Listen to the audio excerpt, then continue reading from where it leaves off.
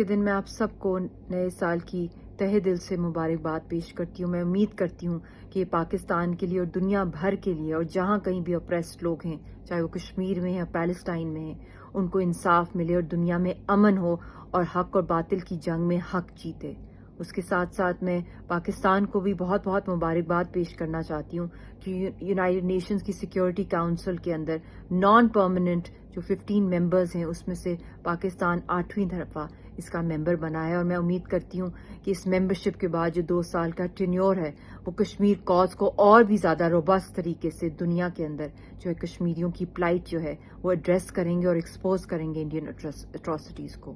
اس کے ساتھ ساتھ میں یہ بھی بہت تہہ دل سے دعا کر رہی ہوں اللہ تعالیٰ یہ سال کشمیر کی اور پیلسٹائن کی آزادی کا سال ہو، اور جتنے بھی معصوم کشمیر اور پیلسٹینینز پرزنرز ہیں انڈر آکوپیشن ان سب کو اللہ تعالیٰ رہا کرے. اور خاص طور پہ میری یہ بہت دعا ہے اللہ سے کہ اللہ کرے کہ 10 سال ہو گئے ہم نے یاسین صاحب کو نہیں دیکھا، اللہ تعالیٰ ان کو رہا کرے اور ہماری فیملی کو یونائٹ کرے. اسی طرح ہزاروں لاکھوں جو کشمیریوں کی ڈیوائیڈڈ فیملیز ہیں وہ آپس میں ملیں اور دنیا کے اندر کشمیریوں اور پیلسٹینینز کو آزاد سانس میں زندہ رہنے کا موقع ملے اس سال کے اندر. آمین ثم آمین.